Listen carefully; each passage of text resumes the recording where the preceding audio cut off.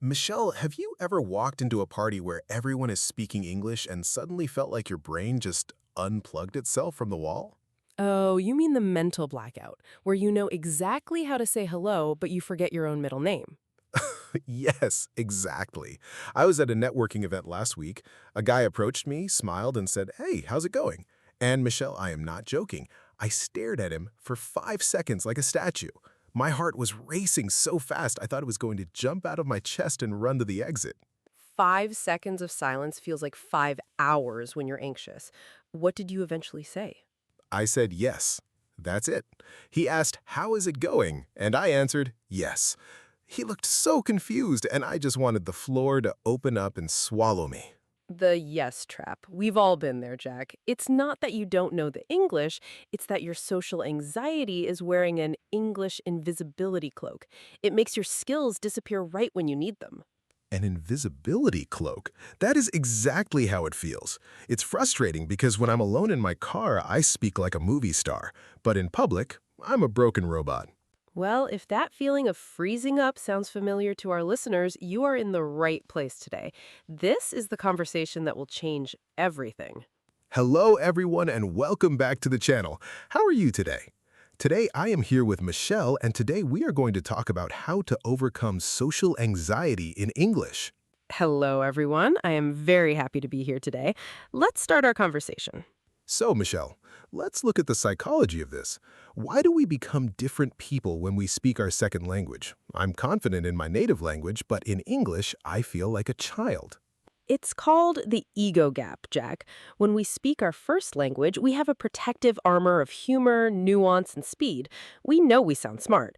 But when we switch to English, that armor falls off. The armor falls off. So we feel naked? Socially naked, yes. We are terrified that people will judge us not just for our English, but for our intelligence. We think, if I make a grammar mistake, they will think I'm stupid. That is the core of it. I'm a 35-year-old manager, but when I say I goes to the store instead of I go, I feel like I have the brain of a 5-year-old. It's a blow to the ego. Exactly. And this leads to something psychologists called the spotlight effect. The spotlight effect? Like on a theater stage? Precisely. You feel like there is a giant bright light shining only on you, and every native speaker is holding a magnifying glass waiting for you to make a mistake. But in reality, they don't actually care that much, do they? They don't care at all. Think about it. When a foreigner speaks your native language and makes a small mistake, do you think, oh, how pathetic? No, of course not. I think, wow, cool. They are trying to learn my language. I actually respect them for it. Right. But your anxiety tells you a lie. It tells you that the whole world is a judge and you are on trial. This lie creates mental friction. Mental friction. I love that term. It's like trying to drive a car with the handbrake on.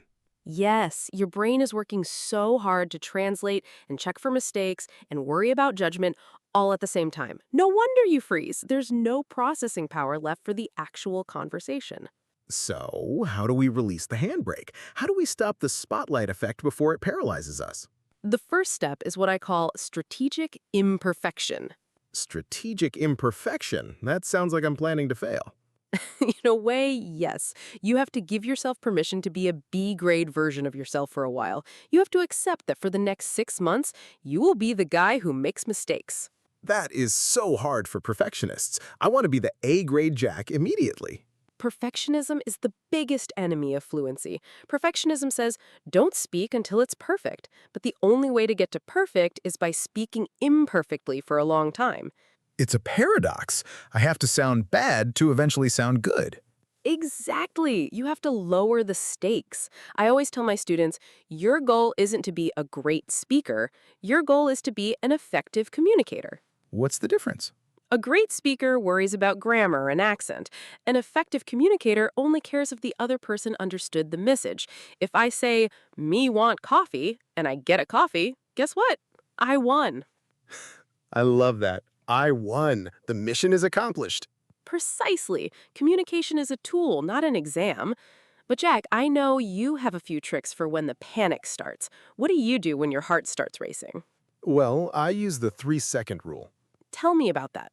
When someone asks me a question, my instinct is to answer in zero point 0.1 seconds because I don't want the silence to be awkward. But that rush makes me panic. So you force yourself to wait. Yes, I count to 3 in my head. 1, 2, 3. During those 3 seconds, I take a breath. It tells my brain, we are not in danger. There is no tiger in the room. It's just a question. That is a brilliant physiological hack. Silence isn't your enemy, it's your preparation time. And often, the other person doesn't even notice the 3 seconds. They just think I'm being thoughtful. Thoughtful instead of anxious. That's a huge reframe.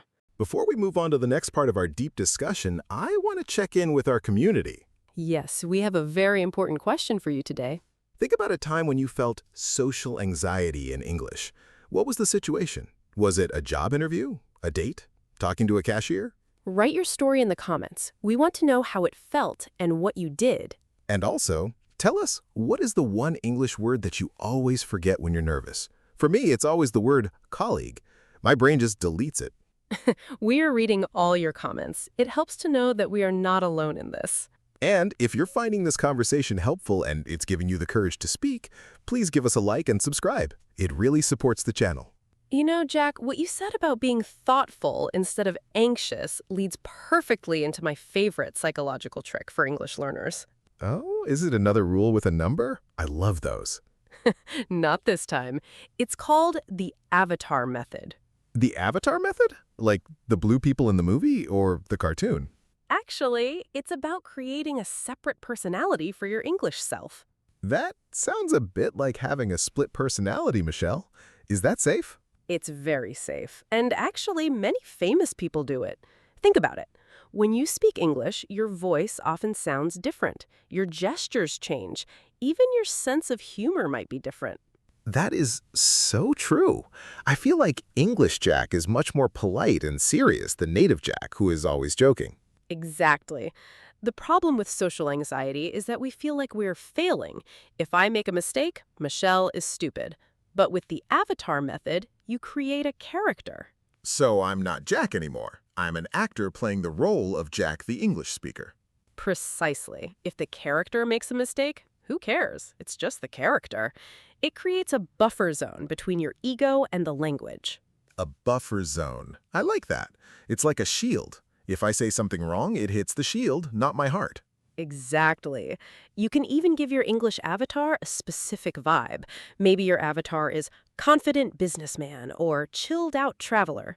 When you step into a social situation, you put on that character. I'm gonna try that. Tomorrow at work, I'm not Jack who is scared of the boss. I'm Jack the professional consultant. I love it. And what does Jack the professional consultant do when he doesn't understand a word? He doesn't panic. He calmly asks for clarification. Right, because he's a professional. He knows that clear communication is better than pretending to understand. This actually leads to something I wanted to ask you about, Michelle. Safe harbor phrases. Safe harbors. That is such a comforting image. A harbor is where ships go when the sea is too rough, right? Yes, in a conversation, a safe harbor is a phrase you have memorized perfectly that you can say it even if your brain is 99% frozen. I need those. I need a whole collection of anchors to keep me from drifting away in a panic. Let's give our listeners 3 essential safe harbors. Number 1 is for when the other person is talking too fast and you feel the wave of anxiety coming. Let me guess. Please speak slow? No, we want to sound natural and confident, remember? Use this. I'm sorry, I didn't quite catch that last part. Could you say it one more time? I didn't quite catch that last part. That sounds so smooth. It doesn't sound like I don't know English. It sounds like the connection was bad or I was just thinking about something else. Exactly. You are blaming the situation, not your ability. Safe harbor number 2. This one is for when you are talking and you forget a word. This is the moment when most people freeze and look at the ceiling. Guilty. I look at the ceiling like the word is written up there in the lights. Instead of looking at the ceiling, use this. I'm having a bit of a brain fog today. What's the word I'm looking for? Brain fog. I love that. Every native speaker understands brain fog. It happens to them too. Exactly. You're being human. You're inviting the other person to help you find the word. You've turned a failure into a collaboration. That is a massive shift in mindset. I'm not a student being tested. We are two people solving a puzzle together. That is the secret to everything, Jack. And the third safe harbor is for when you need to end a conversation because your social battery is at 0% and you need to escape. The emergency exit phrase. Yes. Don't just walk away. Say, it was great chatting with you, but I should probably head off and get some things done. Have a good one. I should probably head off. It sounds so casual. It sounds like I have a very busy, interesting life to get back to. Right. Even if you're just going home to sit in a dark room and breathe, they don't need to know that. I've definitely done that. We all have. But Jack, there's one more thing that creates social anxiety, the native speaker perfection myth. Oh, the idea that native speakers never make mistakes? Yes, people think that if they listen to a native, they will hear perfect grammar 100% of the time. But they don't. I've heard you say and change your sentences in the middle like 10 times today. Exactly. Real English is messy. It's full of filler words, false starts, and mistakes. Native speakers edit themselves while they talk. So when I do it, I shouldn't feel bad? You should feel more like a native speaker when you do it. If you speak perfectly like a textbook, you actually sound less natural. This is so liberating. I'm allowed to be messy. I'm allowed to have brain fog. I'm allowed to have an avatar. You are allowed to be a beginner. Everyone was a beginner once, even the people you were afraid of talking to. You know, Michelle, I feel like my anxiety is dropping just by talking about it. That's the power of naming. When you name the fear, when you say, I am feeling social anxiety, the fear loses its power over you. It's no longer a scary monster in the dark. It's just a feeling in my body that I can manage. Precisely. Now, Mr. Jack, I think we have given our listeners a lot of psychological tools. I agree, but I think they're waiting for the most important part of our Master Real English mission. The word tour. Yes, let's take these big feelings and turn them into powerful vocabulary. Are you ready to slow down and look at the 6 strongest words from today's episode? I am ready. Let's start the word tour. Welcome, everyone, to today's word tour. This is where we slow down and give you the actual tools to talk about your feelings and your progress. I love this part. We have chosen 6 words that are absolutely essential for a B2 level speaker to master if they want to master real English. These aren't just vocabulary words, they are mindset words. Let's start with the first one, which is the heart of today's topic, anxious. Anxious. A-N-X-I-O-U-S. It means feeling worried, nervous, or uneasy about something with an uncertain outcome. Say it slowly with us. Anxious. Anxious. Notice that the X sounds a bit like a KS followed by a sh sound. Anxious. A basic sentence would be, I feel bad when I speak. But a master real English sentence is, I feel anxious when I have to speak English in large groups. Exactly. It describes a specific feeling. Let's make it a mini conversation. Are you ready for your presentation tomorrow? Honestly, I'm feeling a bit anxious about the Q&A session at the end. That is very natural. Instead of saying, I'm nervous, try saying, I'm feeling anxious. Word number 2 describes that frozen statue feeling I had at the party. Paralyzed. Paralyzed. P-A-R-A-L-Y-S-E-D. Literally, it means unable to move, but in social situations, it means being unable to act or speak because of fear. Say it slowly with us. Paralyzed. Paralyzed. The stress is on the first part. Paralyzed. I can't talk is a simple way to say this. But a professional way is, I was so nervous that I felt completely paralyzed during the meeting. It's a very powerful word. Let's do a mini conversation. Why didn't you say anything when the boss asked for opinions?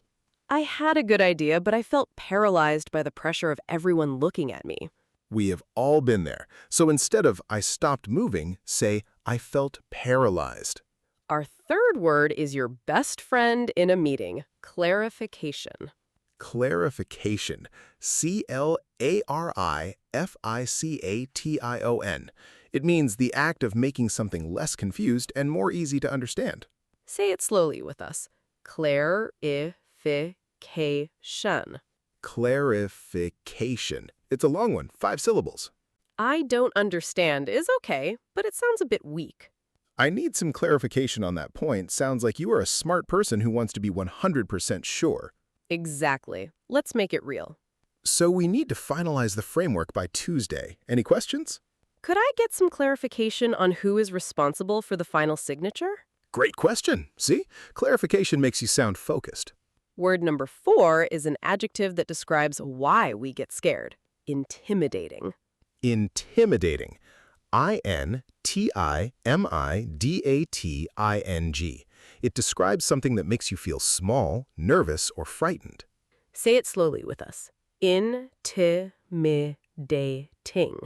Intimidating. He is a scary speaker is basic. His speaking style is quite intimidating is advanced English. Let's do a mini conversation. Do you want to join the debate club with me?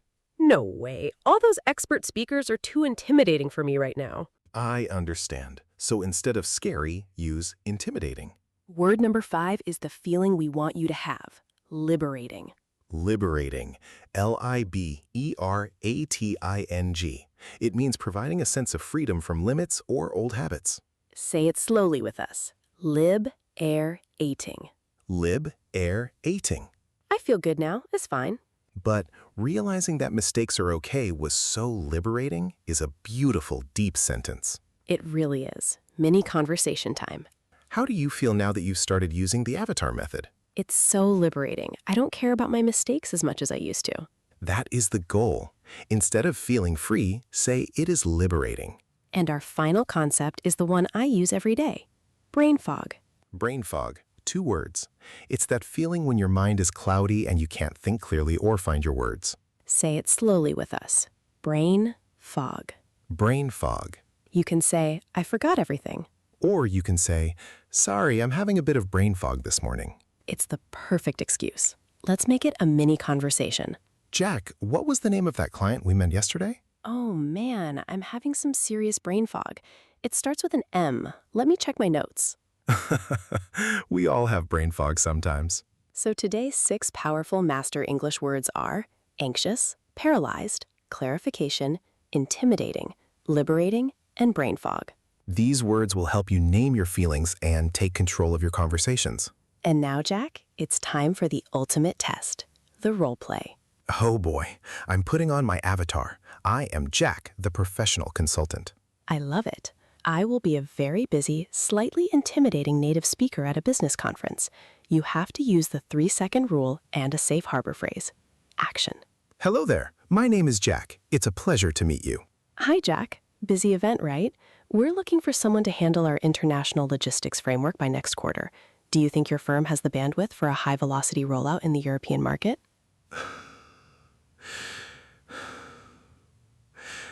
That is an interesting question.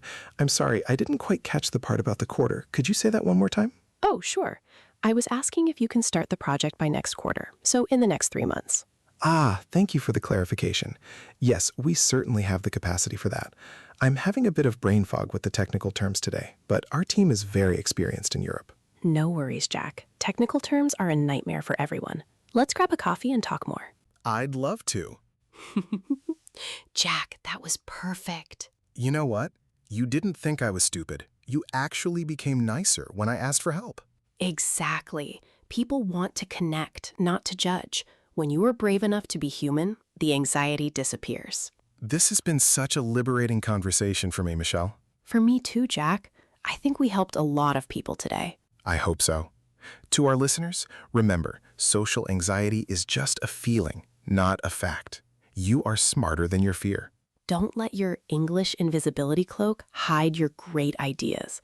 Put on your avatar, take your 3 seconds, and speak up. We believe in you.